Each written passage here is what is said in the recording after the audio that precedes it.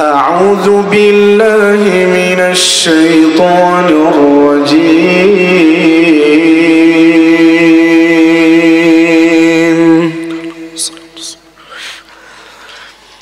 بسم الله الرحمن الرحيم.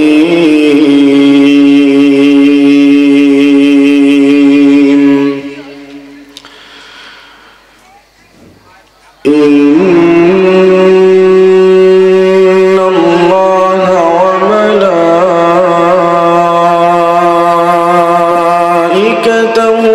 يصلون على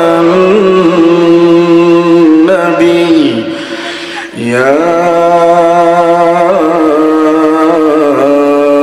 أيها الذين آمنوا صلوا عليه وسلموا تسليما. إن الذين يؤذون الله ورسوله لعنهم الله في الدنيا والآخرة وأعد لهم عذابا مهينا. والذين يؤذون المؤمنين والمؤمنات بغير ما اكتسبوا فقد احتملوا بهتانا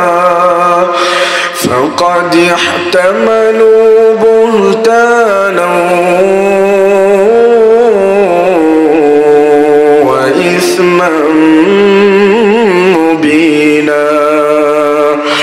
يا أيها النبي قل لأزواجك وبناتك ونساء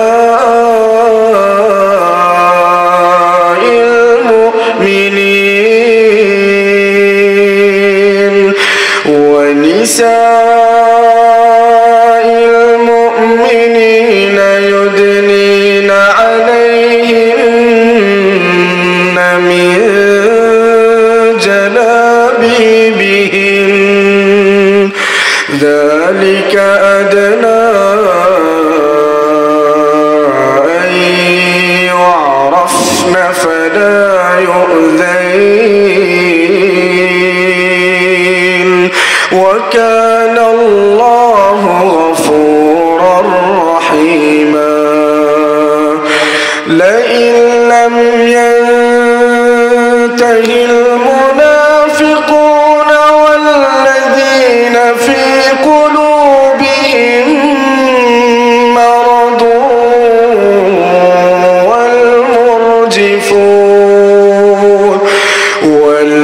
والمرجفون في المدينة لنغرينك بهم ثم لا يجاورونك فيها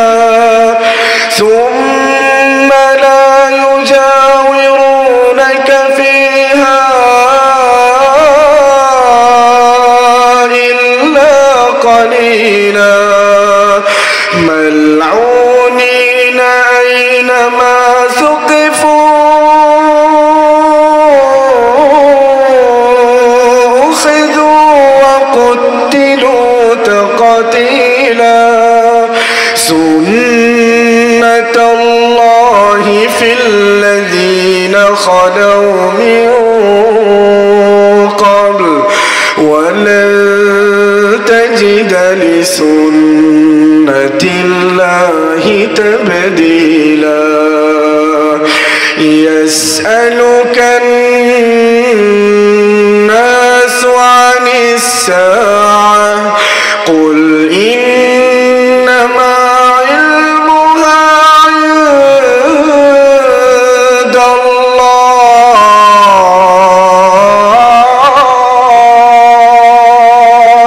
وما يدريك لعل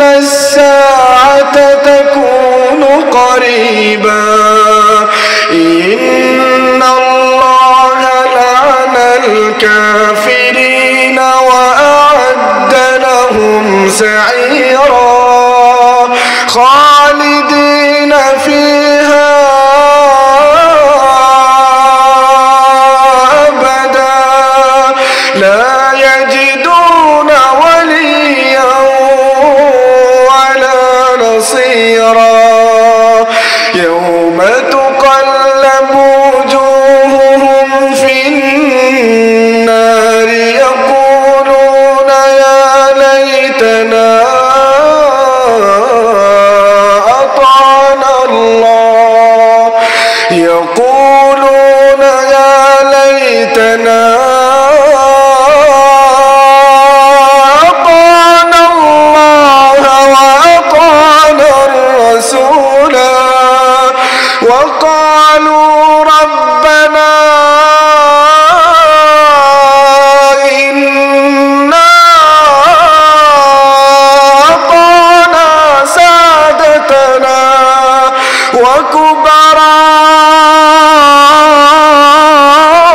وكبراءنا فأضلونا السبيلا ربنا آتهم ضعفين من العذاب والعنهم لعنا كبيرا يا أيها الذين آمنوا لا تكونوا كالذين آذوا موسى فبرأه الله مما قالوا وكان عند الله وجيها يا أيها الذين آمنوا اتقوا الله يا أيها الذين آمنوا اتقوا الله وقولوا قولا سديدا يصلح لكم أعمالكم ويغفر لكم ذنوبكم ومن يطع الله ورسوله فقد فاز فوزا عظيما إنا عرضنا الأمانة على السماوات والأرض والجبال فأبين أن يحملنها وأشفقن منها وحملها الإنسان إنه كان ظلوما جهولا ليعذب الله المنافقين والمنافقات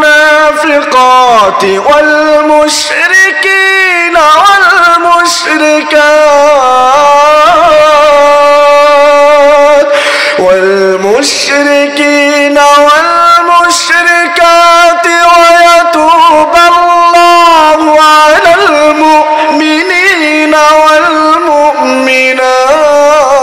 والمؤمنات وكان الله غفورا رحيما صدق الله العظيم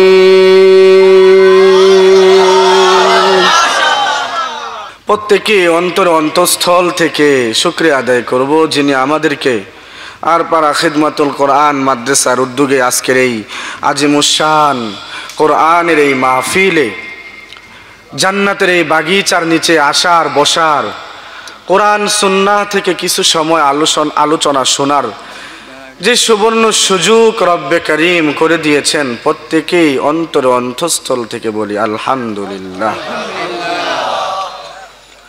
আল্লাহ রব্বুল আলামিন আমাদেরকে বড় মায়া করে, বড় যত্ন করে, বড় মহাব্বত করে সৃষ্টি করেছেন। এত সুন্দর করে সৃষ্টি করছেন যে আল্লাহ রব্বুল আলামিন বলেন, বান্দা, পৃথিবীতে আমি তোমাকে যতটা সুন্দর করে সৃষ্টি করছি, এতটা সুন্দর করে আমি আর কোনো সৃষ্টিজীব সৃষ্টি করি নাই। বলেন সুবহানাল্লাহ। এটা সাউন্ড নাই? বই রয়েছেন, সাউন্ড দেন। মাইক আনছেন কেন?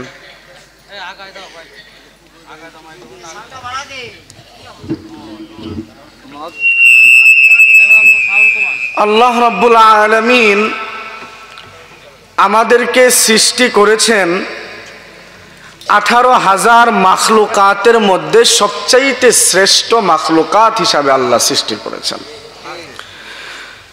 আল্লাহ রাব্বুল আলামিন আমাদেরকে যে সৃষ্টি করলেন, এই সৃষ্টির পিছনে আল্লাহ পাকের কোনো উদ্দেশ্য আছে না নাই?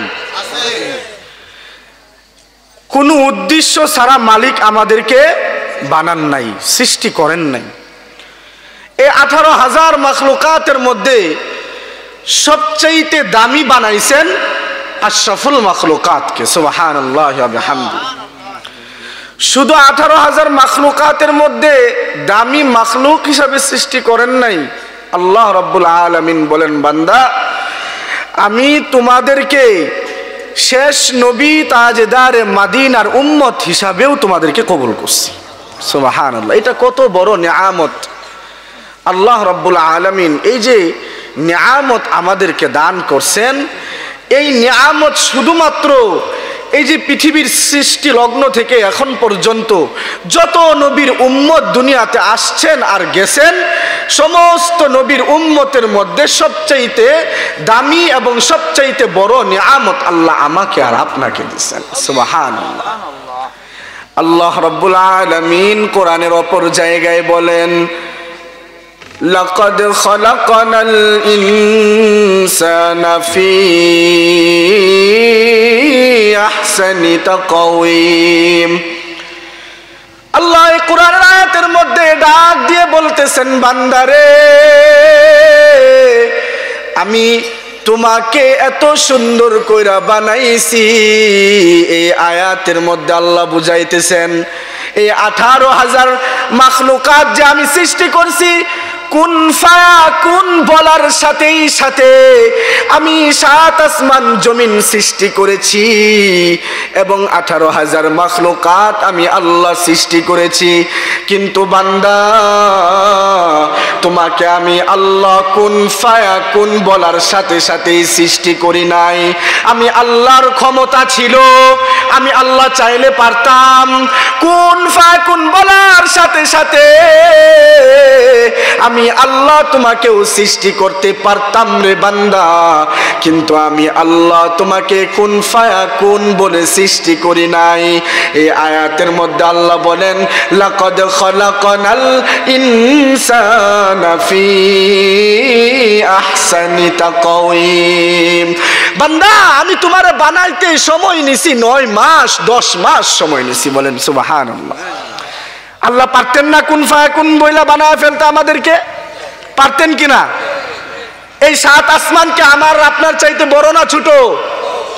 জমিনকে আমার আপনার চাইতে বড় না ছোট? কত বড়!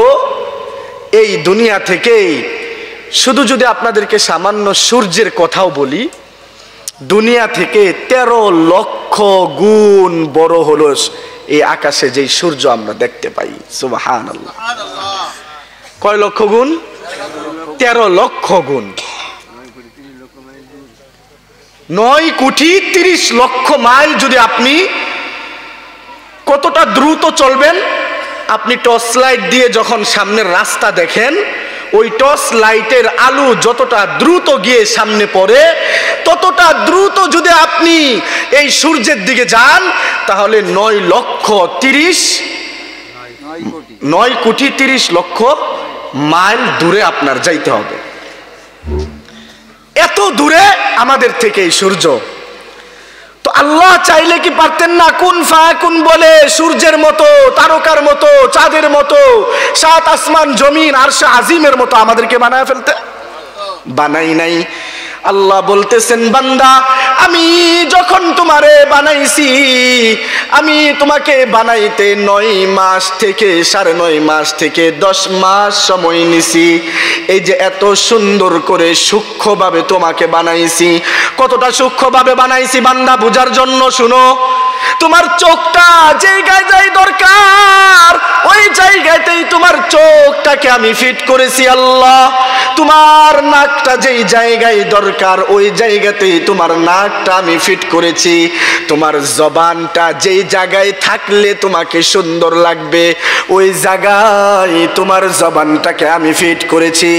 তোমার হাতটা যেইখানে থাকলে সুন্দর দেখাবে সেইখানেই তোমার হাতটা ফিট করেছি। তোমার পাটা যেইখানে থাকলে সুন্দর লাগবে তোমার পাটা আমি সেইখানেই ফিট করেছি। বান্দারে তুমি যদি আমি আল্লাহকে চিনতে চাও, তুমি আল্লাহকে যদি আমি আল্লাহকে চিনার জন্য তুমি নিজের দিকে মাথা থেকে পা পর্যন্ত তাকাও, তুমি আমি আল্লাহকে ভালোভাবে চিনতে পারবা। চিনার জন্য এত দূরে যাওয়ার প্রয়োজন নাই। আল্লাহ বলতেছেন বান্দা তুমি যদি চিনতে চাও তোমার মাথা থেকে পায়ের নখ পর্যন্ত তাকাও, আমি আল্লাহ তোমাকে এই তোমার শরীরের মধ্যেই তুমি আমাকে চিনতে পারবা। সুবহানাল্লাহি ওয়া বিহামদি। আল্লাহ রাব্বুল আলামিনকে চিনে না এখনো দুনিয়াতে এমন মানুষ আছে না নাই? নাই মনে হয় আপনাদের বাসায় জমে গেছেন। হ্যাঁ জুড়ে বলতে হবে আছে না নাই? এমন বান্দা আছে না নাই? এমন হতভাগা বান্দা এখনো দুনিয়াতে আছে যেই বান্দা আল্লাহকে এখনো চিনেন না, যেই বান্দা জানে না তার সৃষ্টিকর্তাকে, তার সৃষ্টিকর্তার নাম কি। এমন মূর্খ, এমন বেঈমান, এমন ব্যক্তিও এখনো দুনিয়াতে আছে। অথচ কাফের মুশরিকদের দিকে যদি আপনি তাকান, ইহুদি খ্রিস্টানের দিকে যদি তাকান, ওরাও জানে তাদের সৃষ্টিকর্তা একজন আছে। সে কে? আরো জোরে বলি কে? যারা এখনো আল্লাহকে চিনে না, যেই বান্দা আল্লাহকে চিনতে পারলো না, ওই বান্দার মতো হতভাগা আর কপাল পোড়া বান্দা দুনিয়াতে আরো কেউ আছে? নাই। ওই বান্দার মতো আরো বান্দা দুনিয়াতে নাই। আল্লাহকে চিনাইতে হবে। আপনার সন্তানকে ছোট সময় থেকে আপনার সন্তানকে আল্লাহকে চিনাইতে হবে। আপনার সন্তানকে ছোট সময় 5 বছর বয়স থেকেই নামাজের আদেশ করতে হবে। আপনার সন্তানকে অল্প বয়স থেকে মাদ্রাসায় দিতে হবে। মাদ্রাসায় দিলে ফায়দা কি? ওই যে আল্লাহকে চিনবে। স্কুল কলেজে দিবেন, আল্লাহকে চিনে না, আল্লাহকে ঠিক মতো ডাকতে পারে না। স্কুল কলেজে কি আল্লাহর ডাকার জন্য আলাদা কোনো সাবজেক্ট আসেনি? নাই। নামাজ পড়ার কোনো সাবজেক্ট আসেনি? নাই। শুধু 7টা 8টা ক্লাসের সাবজেক্ট ঠিক আছে, কিন্তু নামাজের ওয়াক্ত হইলে নামাজ পড়ার কোনো সাবজেক্ট নাই। নামাজের সময় স্কুল থেকে দেয় না। তো যেই সন্তানকে এত কষ্ট করে মাদ্রাসায় না পড়াইয়া স্কুল কলেজ ভার্সিটিতে পড়াইতেছেন, ওই সন্তান যদি আল্লাহকে না চিনে, আল্লাহ বলতেছেন ইয়া আইয়ুহান নাস ওয়াবুদু রাব্বাকুমুল্লাযী খালাকাকুম ওয়াল্লাযীনা মিন ক্বাবলিকুম লাআল্লাকুম তাত্তাকুন। প্রত্যেক বাবা মাকে আল্লাহ বলতেছেন হে মানুষ, আমি আল্লাহকে চিনার জন্য, জানার জন্য, আমি আল্লাহর ইবাদত করার জন্য তুমি তোমার সন্তানকে মসজিদের দিকে পাঠাও, ইবাদতের দিকে পাঠাও। তুমি তোমার সন্তানকে জাহান্নামের আগুন থেকে বাঁচাও। জাহান্নামের আগুন থেকে কি করে বাঁচাইবেন সন্তানকে? ওই যে সন্তানকে স্কুলে দেন সমস্যা নাই, কিন্তু আগে কোরআনের শিক্ষাটা অন্তরে দিতে হবে। আপনি স্কুলে দেন, বড় কলেজ ভার্সিটিতে দেন, ইঞ্জিনিয়ার বানান, ডক্টর বানান, কোনো সমস্যা নাই, কিন্তু আগে কি করতে হবে? কোরআনের শিক্ষা অন্তরে দিতে হবে। আল্লাহ বলতেছেন, বান্দারে তুমি তো মা হইছো, বাবা হইছো, সন্তানকে তুমি আল্লাহ চিনাও, আমি রবকে চিনাও, আমি রবের ইবাদত করো। আল্লাহ সৃষ্টি করার সময় বলছেন, ওয়া মা খালাকাতুল জিন্না ওয়াল ইনসা ইল্লা লিয়াবুদুন। বান্দা আমি তোমারে বানাইছি বড় আশা নিয়া, বড় মায়া নিয়া, বড় নিয়ামত দিয়া বানাইছি। তুমি আমার ইবাদত করবা, তুমি আমার বন্দিগি করবা, তুমি দুনিয়ার পিছনে না দৌড়াইয়া তুমি আমি আল্লাহরে ডাকবা, তুমি আমি আল্লাহকে বেশি বেশি স্মরণ করবা। এই জন্য বান্দা তোমারে বানাইছি, এত মায়া কইরা বানাইছি, এত নিয়ামত দিয়া বানাইছি। এই জন্য নয় যে দুনিয়া পায় তুমি আমি আল্লাহরে ভুইলা যাইবা, দুনিয়ার পিছনে দৌড়াইবা, অর্থ আছে আর অর্থের জন্য দৌড়াইবা, টাকা আছে আরো টাকার জন্য দৌড়াইবা, তুমি তোমার সম্মান আছে আরো সম্মানের পিছনে দৌড়াইবা। এই জন্য আমি বান্দা তোমারে বানাই নাই, তোমারে বানাইছি আমি আল্লাহর ইবাদত বন্দেগী করার জন্য। এই ইবাদত বন্দেগীটা আমি আর আপনি কতটুকুন করতে পারি তা নিজের কাছে প্রশ্ন করতে হবে। কেমন প্রশ্ন করতে হবে? ওই যে বললাম, আপনার সন্তানকে রব চিনানোর জন্য মাদ্রাসায় পাঠাইতে হবে। 4-5 বছর বয়স থেকে স্কুল আর কিন্ডার গার্ডেনে না পাঠাইতে হবে কোথায়? আরো জোরে কোথায়? মাদ্রাসায় পাঠাইতে হবে। আল্লাহর চিনার জন্য জামানার এক বড় ওলি খাজা কুতুবউদ্দিন কাকি রহমাতুল্লাহি আলাইহির একটা গল্প আপনাদেরকে শোনাই। আল্লাহকে তার মা কিভাবে চিনাইছেন খাজা কুতুবউদ্দিনকে। খাজা কুতুবউদ্দিন কাকি রহমাতুল্লাহি আলাইহি ছোট্ট সময় তার মা তাকে মাদ্রাসায় পাঠাইতো। মাদ্রাসায় পাঠায়া বলতো, সকালবেলা অল্প কিছু খানা দিয়ে মাদ্রাসায় পাঠায়া দিত।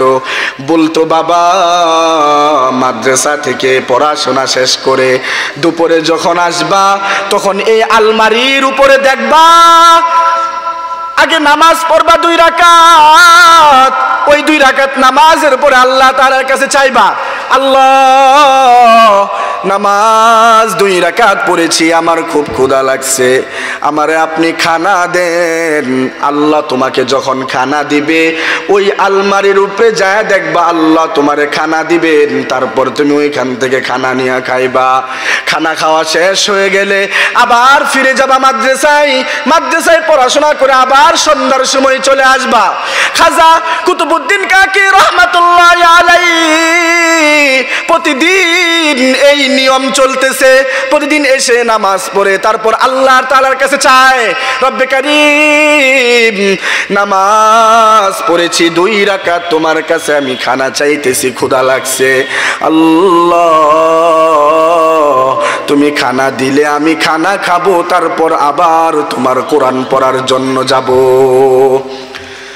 একদিন খাজা কুতুবউদ্দিন কাকি রহমাতুল্লাহি আলাইহির আম্মা জান মানুষের বাসায় কাজ করে তারপর কিছু দেয় মানুষ, তারপর ওই খানা নিজে অল্প খান, তারপর কি করেন সন্তানের জন্য ওই আলমারির উপরে প্রতিদিন রেখে দিতেন। একদিন খাজা কুতুবউদ্দিন কাকি রহমাতুল্লাহি আলাইহির আম্মা জান কাজের জন্য অন্য বাসায় চলে গেছেন। ফিরতে ফিরতে দুপুরের পরে হয়ে গেছে বিকাল।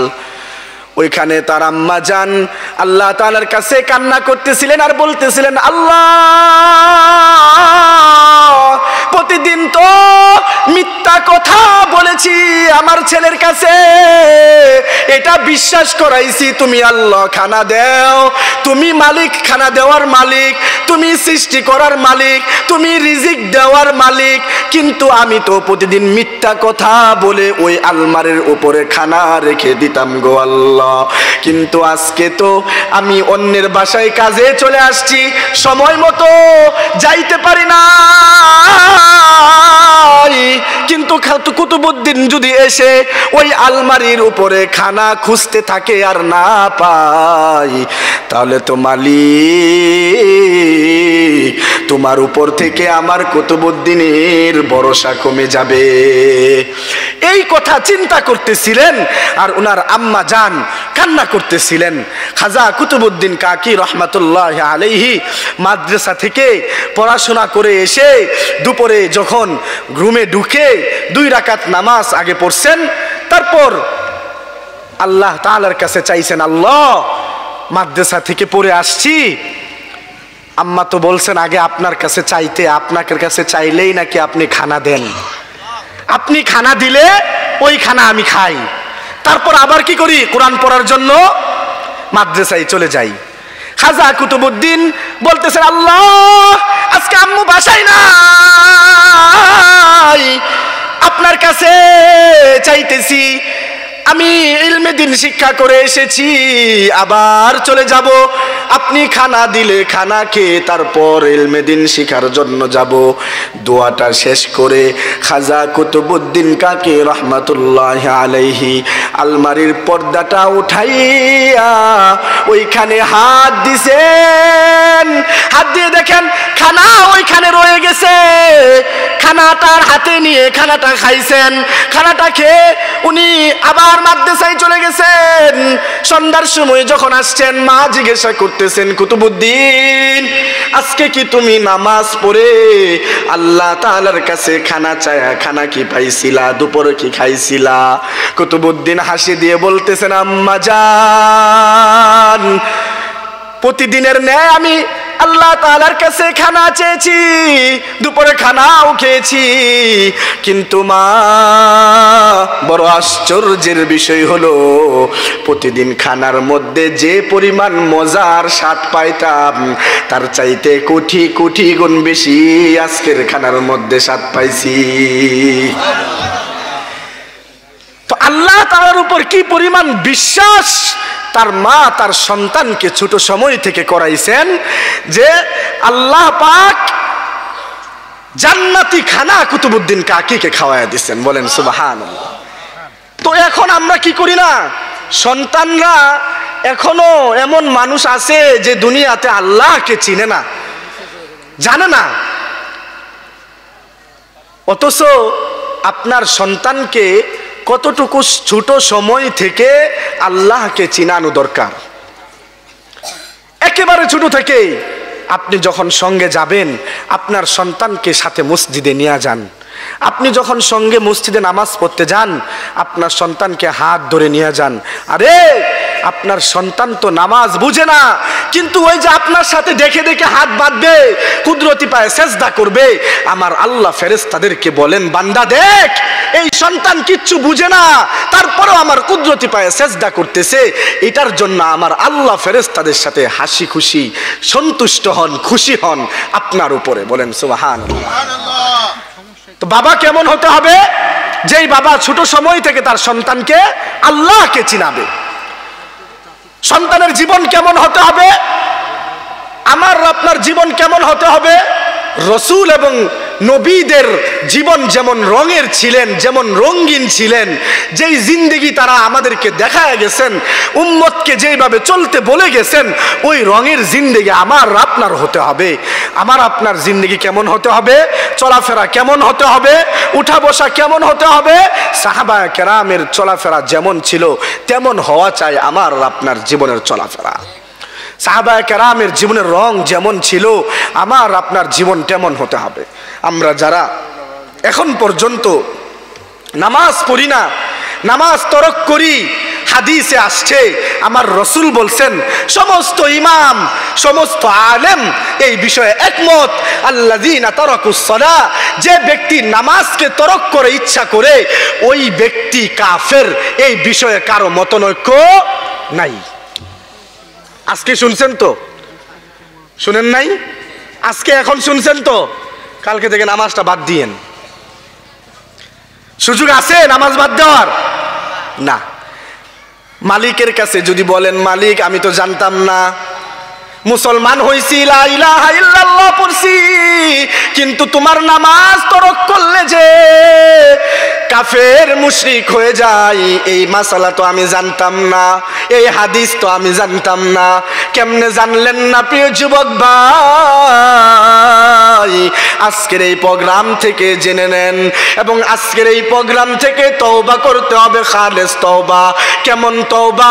যেই তওবা সাহাবা কেরাম করেছিলেন, যে তওবা তাবিঈনরা করেছেন, তাবিঈনরা করেছেন, এমন তওবা করতে হবে। আল্লাহ, এমন তওবা করব, খালেস তওবা করব গো মালিক। আজকে পর্যন্ত যত নামাজ বাদ দিছি গো মালিক, আজকে থেকে আমাকে মাফ করে দাও। আগামী কালকে থেকে নামাজ আর ছাড়বো না ইনশাআল্লাহ। নামাজ যে ছেড়ে দিবে তার মতো বেঈমান, মুনাফিক, কাফের এই পৃথিবীতে আর কেউ নাই। খারাপ লাগলেও এটা মাইনা নিতে হবে, ভালো লাগলেও মাইনা নিতে হবে। এটা আমার কোনো কথা না, এটা আমার রাসূলের হাদিসের কথা, ইমামদের কথা, তাবিঈনদের কথা, আল্লাহ উলামা ওয়ারাসাতুল আম্বিয়াদের কথা। যে ব্যক্তি নামাজ ছাইরা দিবে ওই ব্যক্তি সরাসরি কাফের হয়ে যায়। তাহলে মনে রাখতে হবে প্রিয় ভাই, যদি আল্লাহ রব্বুল আলামিন পাঁচ ওয়াক্ত নামাজের সময় যখন মুয়াজ্জিন ডাকে হাইয়া আলাস সালাহ, হাইয়া আলাল ফালাহ, যখন মসজিদের দিকে আহ্বান করেন, ওই মুহূর্তে দুনিয়ার সমস্ত কাজ বাদ দিয়ে মসজিদে আসতে হবে। মসজিদে আসতে হবে, আল্লাহর কুদরতি পায়ে সেজদা করতে হবে। সেই জন্য আজকের এই মাহফিল থেকে তওবা করতে হবে, খালেস তওবা। কেমন তওবা? রাসূলের কাছে এক সাহাবী, মহিলা সাহাবী গেছেন, বলতেছেন ইয়া রাসূলুল্লাহ, আমি গুনাহ করে ফেলেছি, এমন গুনাহ করেছি যেই গুনাহের মাপ আমার মনে হয় না দুনিয়াতে আছে। রাসূল বলতেছেন না না না, আমার সাহাবী গুনাহ করতে পারে না। ওই সাহাবী আবার বলতেছেন রাসূল আমি গুনাহ করেছি। রাসূল আবার বলতেছেন না, আমার সাহাবী গুনাহ করতে পারে না। রাসূলকে আবার ওই মহিলা সাহাবী বলতেছেন ইয়া রাসূলুল্লাহ, আমি গুনাহ করে ফেলেছি। রাসূল বলছেন কেমন গুনাহ করেছো যে তোমার কাছে এটার কোনো মাপ নাই মনে হইতেছে? ওই সাহাবী বলতেছেন ইয়া রাসূলুল্লাহ, আমি বিবাহিত নারী, কিন্তু আমি পরকিয়া করেছি, জিনা করেছি। শুধু জিনা করে ক্ষান্ত দেই নাই, আমি তো জিনা করে আমি অন্তঃসত্ত্বা হয়ে গেছি, অন্তঃসত্ত্বা হয়েছি, আমার পেটে এখন একটা বাচ্চা আছে। রাসূল বলতেছেন তোমার বিচার এখন কি করে করব? তুমি এখন বাড়িতে যাও, 10 মাস পরে তোমার এই সন্তান যেদিন দুনিয়াতে আসবে ওই দিন তুমি আমার কাছে আসবা, তোমার বিচার করা হবে। 10 মাস পরে ওই মহিলা রাসূলের কাছে আসছেন, বলতেছেন ইয়া রাসূলুল্লাহ,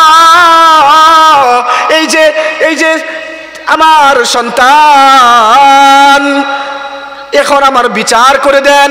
রাসূল বলতেছেন আল্লাহ পাক এই সন্তানের রিজিক তোমার বুকের মধ্যে দিয়ে রাখছেন, সুতরাং তুমি যাও, এই সন্তানকে লালন পালন করো, বড় করো, তারপরে এই সন্তানকে আমার কাছে নিয়ে আসবা, তোমার বিচার করা হবে।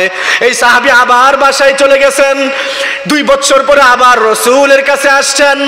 রাসূলের কাছে এসে বলতেছেন ইয়া রাসূলুল্লাহ, ইয়া হাবিবাল্লাহ, এই যে সন্তান বড় হয়ে গেছে, এখন সে নিজের হাতে ভাত খাইতে পারে, নিজে হাঁটতে পারে, চলতে পারে, এখন আমার বিচারটা করে দেন, আমাকে এই গুনাহ থেকে মুক্ত করে দেন, আমাকে আল্লাহ তাআলার কাছে তওবা করায় দেন, এমন তওবা করান ইয়া রাসূলুল্লাহ,